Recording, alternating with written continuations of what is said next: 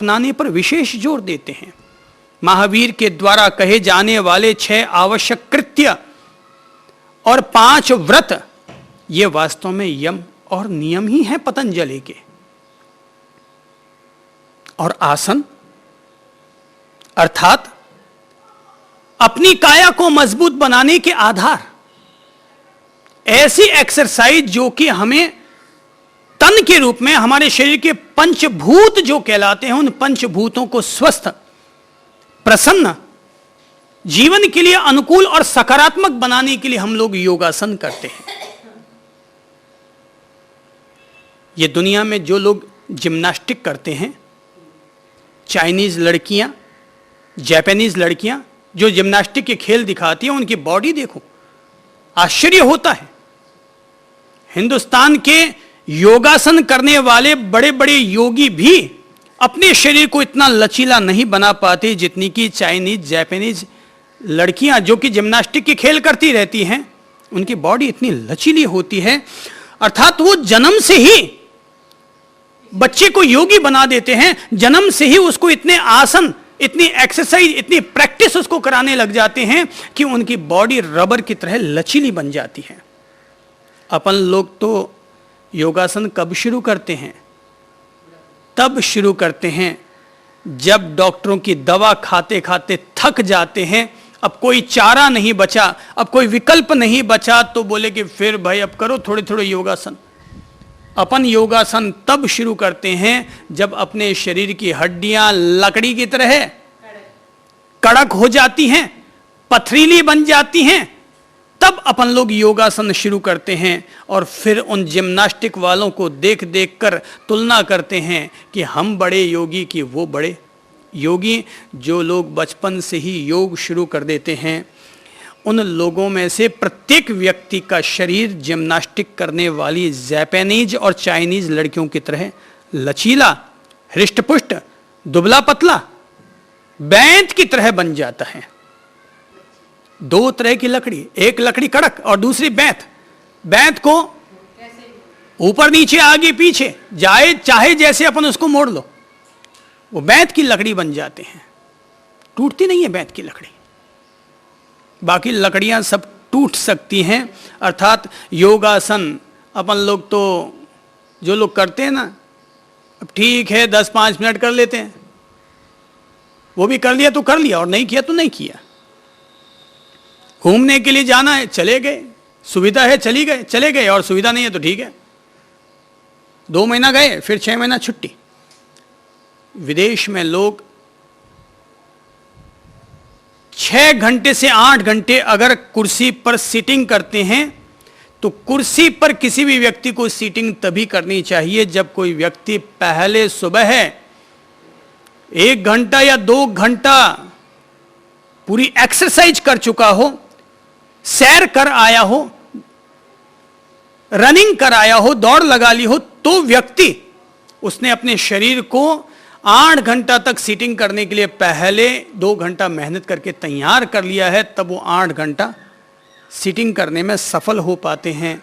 और जब तक अपन लोग ऐसा नहीं करते हैं, 1 घंटा काम करते हैं, थक जाते हैं, ऊब जाते हैं, क्योंकि शरीर जवाब देने लग जाता है। आसन हमारे लिए जरूरी, योगासन हमारे लिए जरूरी। और प्राणायाम, योग का जो चौथा चरण है प्राणायाम, अभी हाल ही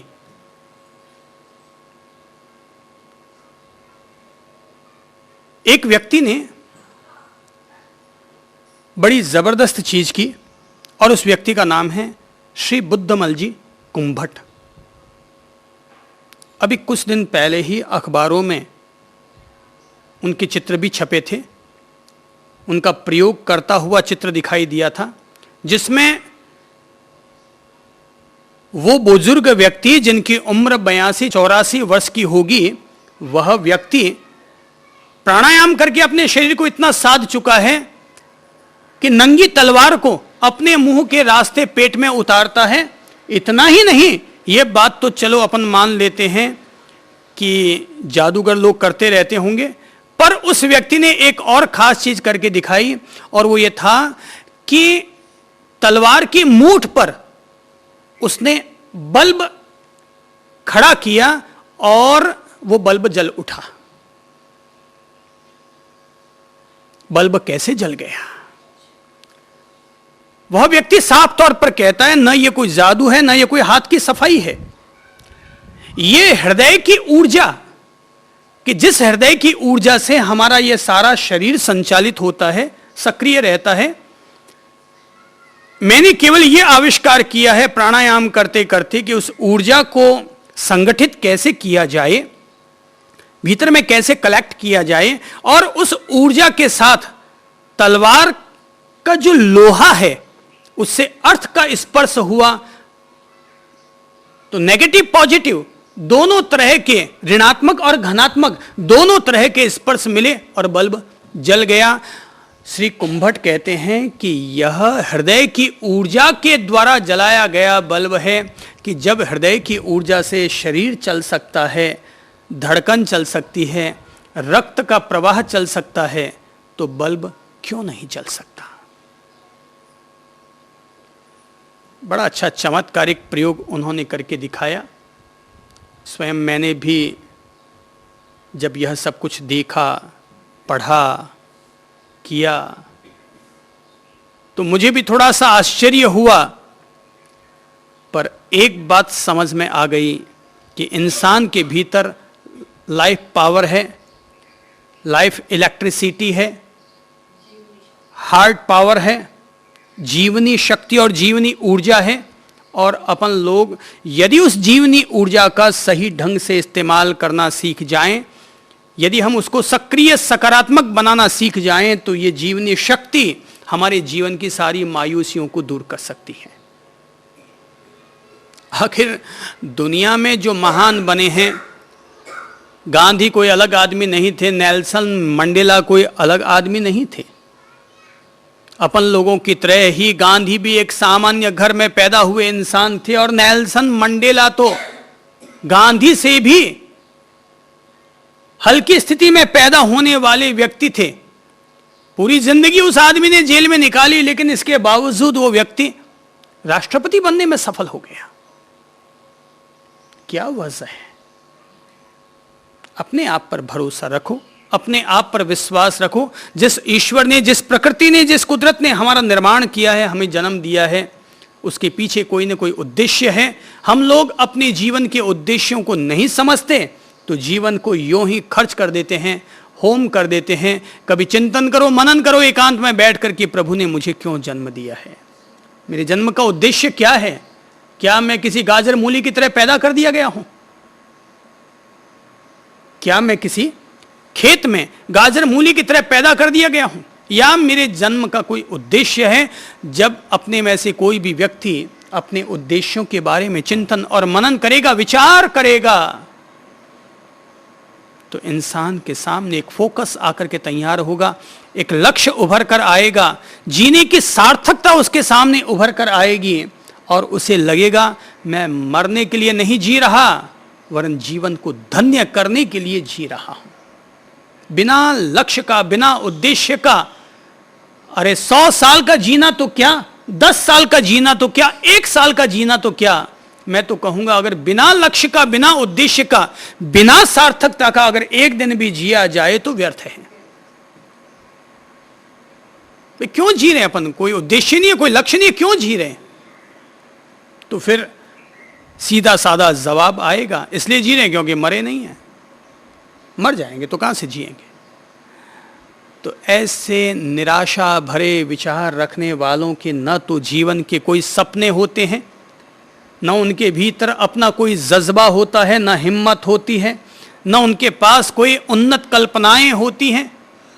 उनके पास स्वर्ग नरक कुछ नहीं होता, बस जी रहे हैं, चल रहे हैं, बस चलती का नाम गाड़ी, खड़ी का नाम खटारा, जी रहे हैं, चल रहे हैं।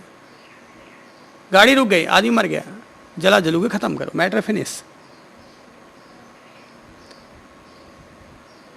चाहे यम नियम आसन प्राणायाम हो, चाहे योग हो, ये सब चीजें हमें हमारे जीवन का उत्साह देते हैं।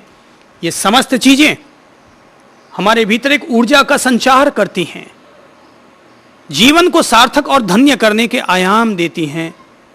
कुल मिलाकर के हम लोग भले ही यम नियम आसन और प्राणायाम करके अभी तक अपने शरीर को, अपनी प्राण चेतना को स्वस्थ कर पाए हों, लेकिन अब जब हम अपने कदम आगे बढ़ा रहे हैं अंतरंग साधना के लिए, तो पांचवा योग का अंग है, योग का पांचवा अंग है, और वो है प्रत्याहार। प्रत्याहार बिल्कुल वैसा ही है जैसे कि देहरी का दीपक होता है। हालांकि योग सूत्र में प्रत्याहार को भी बहिरंग साधन ही माना गया है साधना का, लेकिन मैं इसे बहिरंग साधन नहीं कहूंगा, वरन मैं कहूंगा ये वो चिराग है जो भीतर भी अपना प्रभाव देता है और बाहर भी अपना प्रभाव देता है। हम लोग समझते हैं, स्वयं महर्षि पतंजलि अपनी ओर से प्रत्याहार की क्या भाषा परिभाषा देते हैं। स्व-विषया संप्रयोगे चित्तस्य स्वरूपानुकार इव इंद्रियाणाम प्रत्याहारः। इंद्रियों का विषयों से विमुख होकर चित्त के स्वरूप में अंतर्मुख होना प्रत्याहार है। हम लोग समझते हैं पहले प्रत्याहार शब्द को, फिर देखते हैं कि प्रत्याहार कैसे किया जा सकता है। प्रत्याहार अर्थात लौटना, पीछे लौटना, उल्टा लौटना, विषयों से विमुख होकर अपने आप में लौटना, इसका नाम है प्रत्याहार। प्रति प्लस आहार प्रत्याहार, तो अपने आप में लौटकर आना, इसका नाम कहलाता है प्रत्याहार, जिसे महर्षि पतंजलि प्रत्याहार कहते हैं, महावीर उसी को प्रतिक्रमण कहते हैं। प्रतिक्रमण, इसमें भी दो शब्द हैं, प्रति प्लस क्रमण। क्रमण का अर्थ होता है चलना और प्रति का अर्थ होता है पीछे की तरफ चलना, अर्थात वापस लौट आना। जहां जहां हमारा चित्त आसक्त हो गया है, जहां जहां हमारी इंद्रियां बहिर्मुख हो गई हैं, वहां वहां से अपनी इंद्रियों और अपने चित्त को वापस अपनी चेतना में, अपनी आत्मा में, अपने प्राणों में लौटा लाना, इसका नाम है प्रत्याहार। अपने आप में लौटा लाना। जैसे किसी आदमी ने अगर अपने हाथ आगे बढ़ा दिए तो बढ़े हुए हाथों को वापस अपने आप में लौटा लाना, इसका नाम है प्रत्याहार।